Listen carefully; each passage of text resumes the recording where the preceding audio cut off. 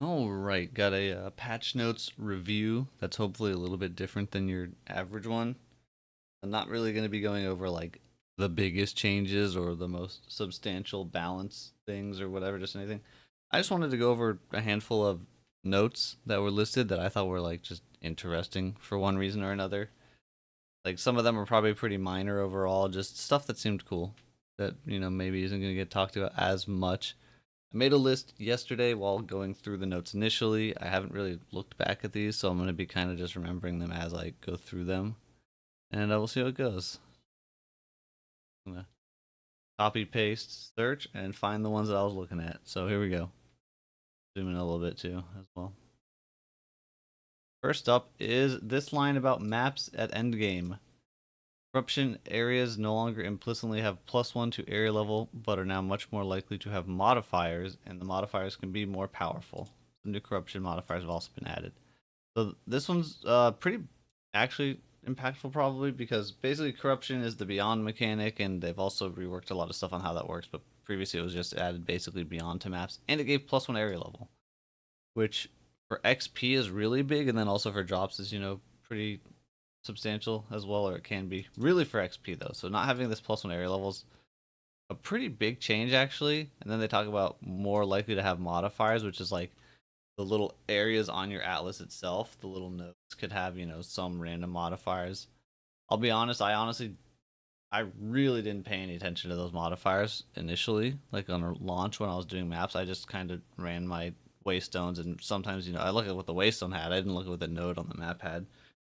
Because I think it was pretty small stuff like, some boost to rare monsters or pretty small things. But this one's saying more likely to have those, and can be more powerful. So we don't have the details here, obviously, but it's cool. It could change the dynamic, and especially with the new corrupted nexus and kind of changing the corruption in general. I think that one's a pretty interesting change that maybe got looked over a little bit after all the other major corruption changes. Let's see. Next up, overseer tablets. Okay, it's not this line, but it's this line. Um, they talk about the tower changes and everything. Like towers are way buffed and all this. And one of the big things that kept getting brought up also is map bosses. Like map bosses are better for map sustain. But they're going to be they're not better necessarily. Like they might actually drop less maps than they do currently, but they're a bigger part of your map sustain because map sustain how it works is getting shifted around.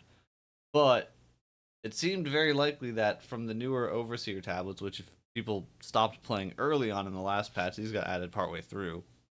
It's just a tablet that adds map bosses to maps within the area. And some maps I think still can't have bosses at all. Like certain layouts just aren't allowed to have bosses because there's not a boss tied to that map layout. But basically they're lowering the amount of maps in range.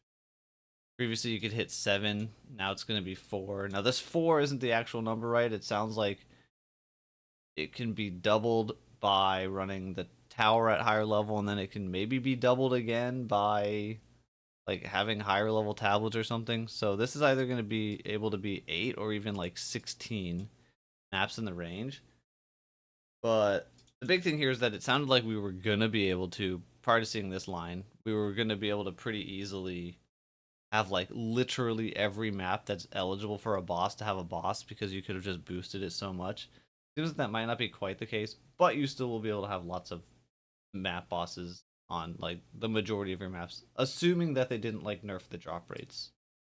Because these might also be more rare, the tablets themselves, and if they're more rare, then like maybe you can't sustain them off of one use of one.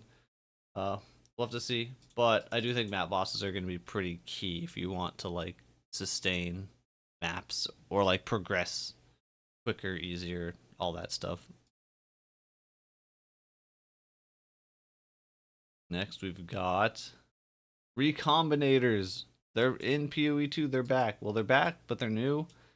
I think this kind of shows talks the basics. I highlighted this one because I don't think this covers everything exactly how it works, or it kind of does. It's very different from PoE1 Recombinators. So if we read this first, new crafting mechanic called Recombination has been added to Expedition, so it's part of Expedition, which allows you to select mods on 2 items, hoping to get the best of each on a single item. As you select more mods, the chance of success decreases. If you are not successful, the items will be destroyed. Unlocked, blah, blah, blah. So basically, quick recap of PoE1 recombination. You would take 2 items, they'd have whatever their mods are. It slams them together and just takes some mods from each item and may or may not add them to the resulting item. And that's that. You get a resulting item, you just don't know what it's going to have. PoE2's is very different. So let's say you had 2 items each with like 4 modifiers. Item 1 has 2 modifiers you want. Item 2 has 2 modifiers you want. PoE2's recombination, you'd put those both in. You actually individually like tick and pick the mods you want. So you take, you know, this one, I want this health roll and this damage roll. And then item 2, I want these 2 resistance rolls. You actually pick those mods. And then it's going to run some formula based on probably the tiers of the mods or the rarity of the mods and whatever item level stuff, you know, whatever it's factoring in, I don't know. And it's going to give you a percentage chance. Like, it's going to tell you this is your chance to succeed for the mods you have selected. And then if you go ahead with the recombination and it has some cost of like expedition artifacts, whatever, you know, let's say your chance is like 20% to succeed. That means if you hit that 20% chance to succeed, you will get the resulting item with all of the mods you picked. And I think no other mods. Maybe it still has a chance to keep some of the ones you didn't pick, but it sounds like it would just have the ones you picked. And then if you fail, you get nothing. Like, everything just gets deleted. So it's different from PoE1. It's still going to be really strong. And then I think it still is. It works better in PoE2, I think, kind of overall, because in PoE2 you can't like alteration spam or whatever. You can't, you know, spam reroll items to craft with. Which should let recombination in PoE2 work more together with other crafting mechanics. Like, you could use essences to, you know, try to get 2 physical mods on a weapon to then recombinate some other weapon that maybe dropped with like attack speed and crit multi or whatever it may be. Like, it should work alongside the other crafting options pretty nicely, I think. Wanted to kind of cover how that actually goes off.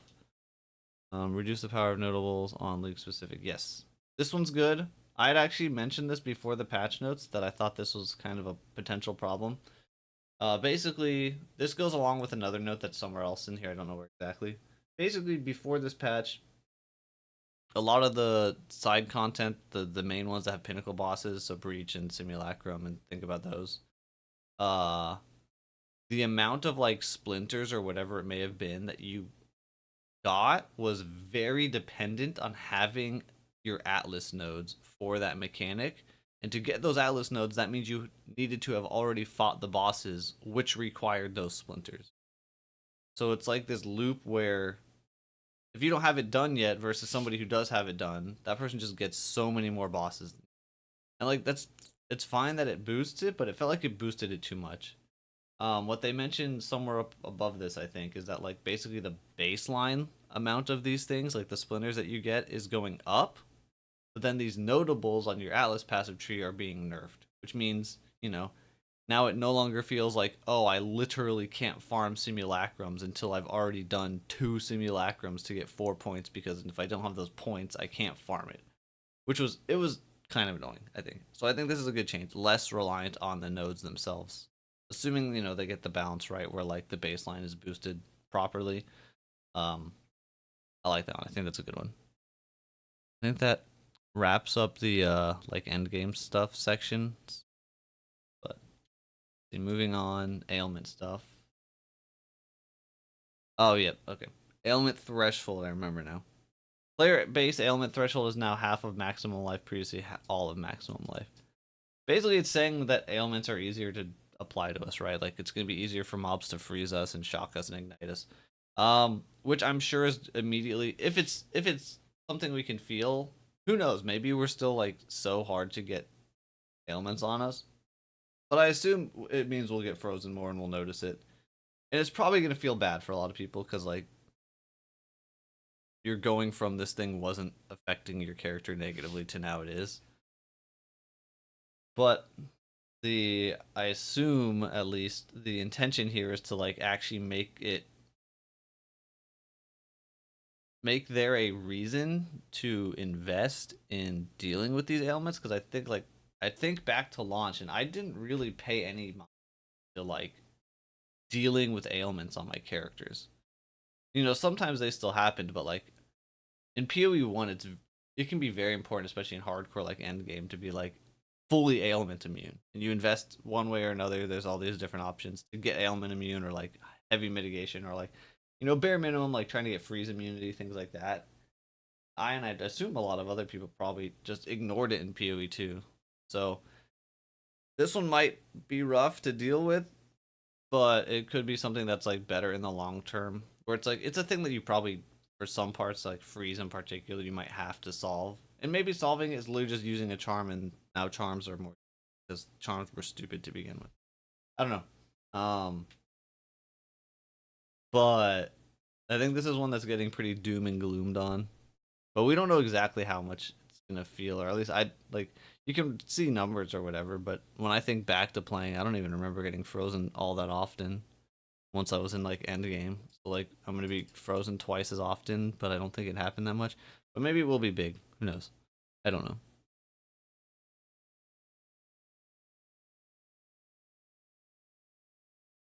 Oh, Gemling Legionnaire. Big. There's actually I think I copied down two. I did two different nodes from like mercenary ascendancies, which were two of the ascendancies I played, or probably the two I played the most was a Witchhunter and a Gemling. So these ones were just kind of for me. But the integrated efficiency ascendancy passive skill has swap positions with gems studded, which if I can open up something to visualize this a little bit at least. That's basically these nodes here on Gemling.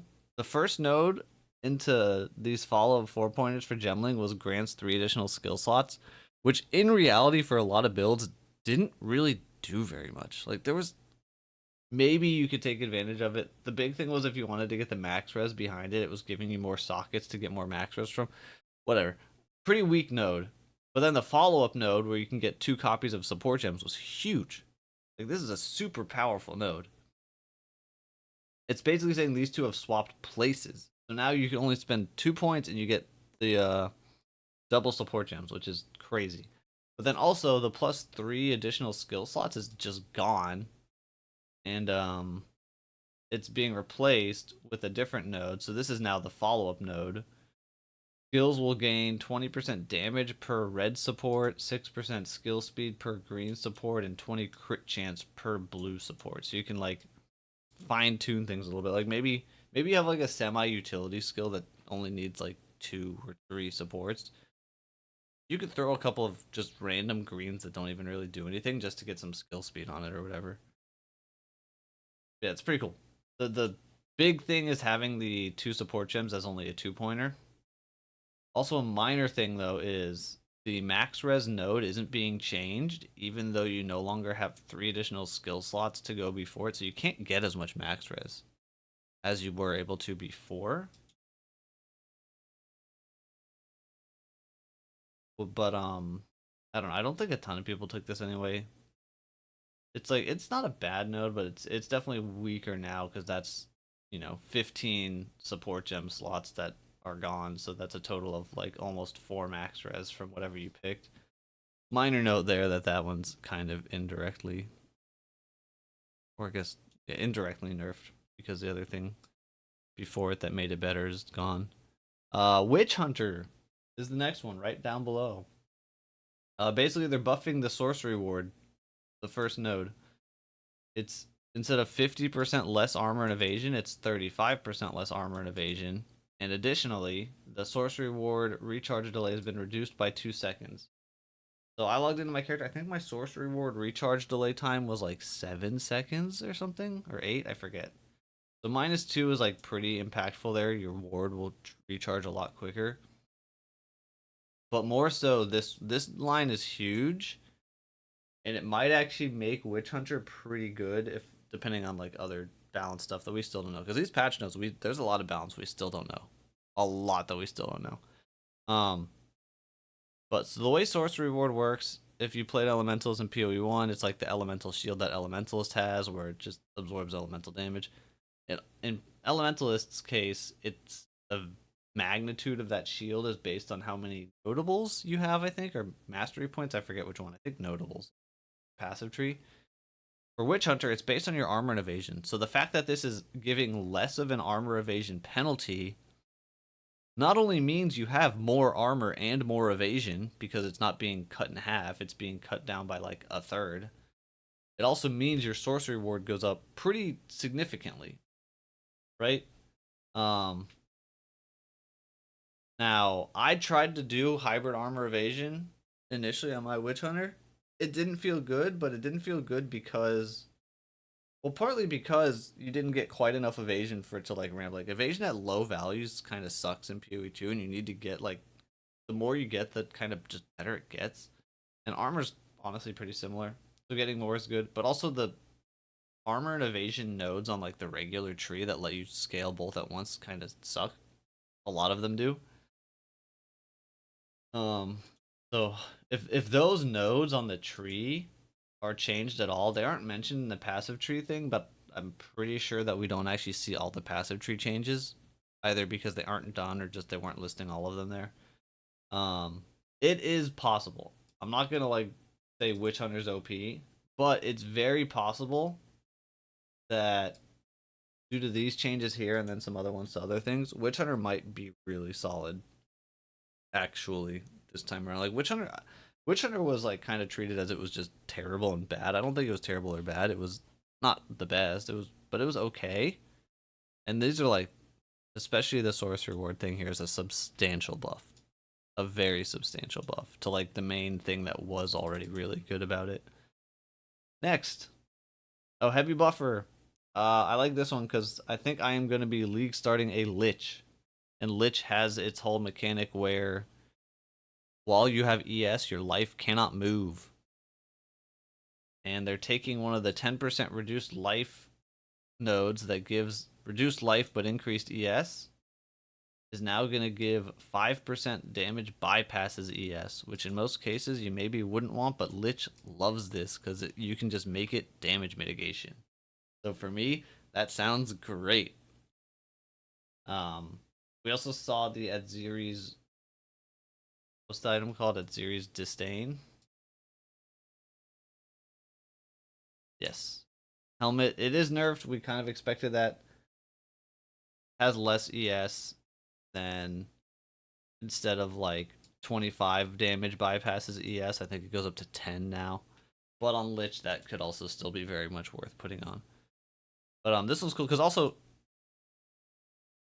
on Lich, your mana regen is based on your life, so getting reduced life would actually have lowered your mana regen a little bit. So it's like a double win for Lich on that node. Ooh, moving on to some skill stuff. This one is one of the really big ones in terms of like kind of showing how much context we're lacking on skill gem changes. And I actually saw there was like a Reddit thread about this, I think pretty much immediately after the patch notes. Like people are like, do they know what they're doing? Why are they nerfing Flameblast so much? It wasn't even good, blah blah blah blah. Basically, okay. So if you just read this on its own, Flameblast now has a 15-second cooldown. Previously, none. They're adding a huge cooldown to a skill that didn't have a cooldown. It now does 75% more damage per stage. Previously 200. So it's doing way less damage. What's going on? It has a bigger explosion radius per stage, and it has a better quality bonus. So you read this and you just go, what the hell? They nerfed the fuck out of this. Why did they do this? But again, what a lot of people missed because they just didn't read it, or I don't know. At the top of the skills change section, there's this very important note about many skills have had their base damage and or damage growth per level rebalanced. Most of these are not specifically mentioned below, right? So I think it's pretty safe to assume that in addition to these changes, Flame Blast's base damage and damage scaling per level is being significantly buffed. Like I think the comparison I drew and what I've seen a lot of other people the same is that they're kind of turning Flame Blast into like Hammer of the Gods for spells. where it's gonna hit really hard. And then it has a cooldown, so you can't spam it. Although Hammer of the Gods doesn't technically have a cooldown anymore, they've changed that one a little bit, but whatever, not important. But this one was a really good one to show that like we are missing so much context, especially on skills in particular. They mentioned that almost every skill in the game had its damage adjusted to some degree. Which like spells, that's their flat base damage, and then the flat they get per level. Attacks, that's the like percentage of your weapon damage, and that scaling per level. Those basically across the board. There's like 3 random skill changes that for some reason do have those numbers in their notes, but basically for the most part those are missing. We need a lot of context. We actually are going into this patch pretty blind. Now we will probably get a lot of this gem information, even if it's not directly from GGG. I don't think they've said any plans that they're gonna post like full gem info. But whenever the basically the pre-download for the patch tends to leading to things getting data mined quite quickly, and we will probably have like gem info from data miners before release, which in particular would most likely be this PoE2 DB. If you're not familiar, I think this would probably be the place to check for that. I might actually, I think I want to I don't know if they're gonna have comparisons of like before and afters, but I think I want to go get like screenshots or something of a lot of spell gems, because I'm interested in trying some spells and getting like before screenshots so I can see the before and after on those. But yeah, just that one's a really important one because it shows that there's a lot of missing context. Lightning Conduit, oh yeah, it gets mentioned. Lightning Conduit got its damage fucking destroyed, which makes sense because the amount that it was getting was stupid. But more importantly, I liked this note. It shows that like one of those just kind of detail things that I guess was missed initially. But Lightning Conduit now performs a number of extra lightning bolts if it consumes shock from an enemy. These bolts are distributed among targets in the skill's area, but can hit the same target multiple times if few enough targets were hit. Which, it's like a mechanical change how the skill works, right? Like, if you have a mob that's shocked and you Lightning Conduit now after this change, it's going to do like multiple bolts. Or if there was some mobs around it, it's going to hit, the main mob and the mobs around it. And probably each individual bolt obviously does, a bit less damage before even factoring in the actual damage nerf. But the reason that this is important, I think, is because shock in PoE2 works differently than PoE1. In PoE1, you could shock an entire pack very easily, right? Like you just had whatever 100% chance to shock, they were going to get shocked. In PoE2, that's not quite the case. You could have something that's your like shock application ability, and maybe you hit a pack of mobs or whatever with it, but maybe one or the two of the mobs don't get shocked. So currently, Lightning Conduit just wouldn't hit those mobs, and it can't kill them. But with this change, it means that like those extra bolts can hit those mobs. That's why I think this one was interesting. I think it's really good because it's kind of showing, Lightning Conduit mechanically was just kind of copied from how it works in PoE1 over, but it doesn't quite make sense to work the exact same way because shock, which the skill relies on, doesn't work in the same way. So, whether Lightning Conduit's going to be any good, I have no clue because I think it was one of the big problem skills that was way too overtuned, which generally means that it's going to get turbo nerfed into the ground. But if it's actually still good enough to be playable, it might feel actually pretty good for clear. Because whenever I saw it in the current patch, it was just for like single target insta killing bosses. It might have been okay for clear. I actually don't know. I never saw anybody using it for that. I only saw it on bosses. It just got outshined, I think, by Spark for clearing. Next. Oh, item changes. The first 2 tiers of added elemental damage modifiers on weapons have had their values lowered. So they're nerfing flat elemental in like early game. I just wanted to bring this one up really quickly because these mods and other flat damage mods, like flat damage on gloves and flat damage on like jewelry, very early on and specifically like Act 1, were like absolutely very silly with how much you could get. If you got like a starter weapon and then you got one with like flat elemental on it, on the very start of an Act 1 character, your damage like legitimately doubled, or maybe even more than doubled. those mods were giving insane amounts of power to your character's damage early on. Like you could get 40% increased fizz damage, which means your weapon now has 40% more damage, or you could get a flat elemental roll that literally doubled it. Um, and it was like super RNG, so less RNG for like speedrunning or racing early game. Sure, cool. We got a very vague one here next. Added a series of enhanced rare monster modifiers that are more powerful than the standard versions and more rewarding. So when I got to this one on stream, people just started spamming Arch Nemesis 2.0, which I mean I get it. It's like anytime anything about rare monster mods and hard rare monsters comes up, people spam that. This one's interesting though because like it's so vague. Like we don't know what this means. I don't know. There's rare monsters are going to be able to get special modifiers that are more powerful, and then the mobs drop more loot. But like, can they just roll them randomly at any point? Like, can I just be in a zone and just suddenly there's a giga rare mob? Or like, maybe this requires specific modifiers on like a map, or maybe it requires like specific Atlas passives to unlock it, or maybe only certain.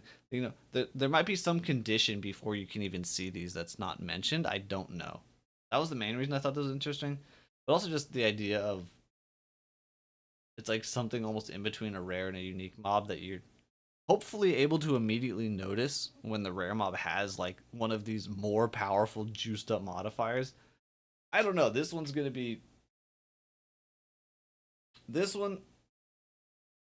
be weird because who knows? We don't know where this is gonna go. Maybe there's gonna be a whole bunch of clips of people getting absolutely bodied by these rare monsters on like the first couple days. Who knows? And then finally one more. Oh, it's a bug fix. Oh, hold on, I gotta copy more of this because every bug fix has this. Oh, I think it might actually be literally the very first bug fix. Oh yeah, it is. Fixed a bug where skills that allow movement during their actions wouldn't apply their slow at full effect if used with higher values of attack or cast speed not held down. Basically, this is any skill that you could use while moving, so like range attacks and whatever. If you were just running and tapping the skill, like it says at higher attack speed, especially if you had decent attack speed, your character basically didn't slow down at all, which I guess was not intended. So effectively our characters, if you're playing like that and builds like that, our characters are not going to run as fast while we're also like doing damage. um I didn't really have, I don't think, that much more to say about that one. Like that's just, it's what's going to happen. I think there's going to be a lot of backlash from it because people don't like when their characters are made slower, but it does add more value to things that make you move faster while using skills. Which like Pathfinder actually has a node that got buffed that's like 50% less movement speed penalty while using skills. Previously that was stupid. Why would you need that? Just tap the skill. You don't need this thing. Now maybe there's a reason to get it. Unfortunately, they also moved that node behind a first ascendancy node that's like slow immunity for like slow debuffs. Which I think is like a garbage node, honestly. But there's also some other sources, I think, on random notables and stuff that have like a similar effect. That maybe it's like, oh, you could actually get a couple of these. It'll be cool. But this one's gonna be felt, I think, by a lot of people, and it's gonna lead to a lot of. But yeah, that's my list of interesting kind of patch note stuff that I thought was worth kind of talking about a little bit more, trying to add some context or my opinions or whatever it may be. And yeah, it actually took a lot longer than I thought it would to cover through all of them, but that's my take on the interesting parts of the patch notes. The patch overall looks good. I'm gonna play a Lich. I have no clue what skills are gonna be good, what builds are gonna be good. We are missing so much information, and honestly, I don't really mind that. But that's it for this one. Thanks for watching. See ya.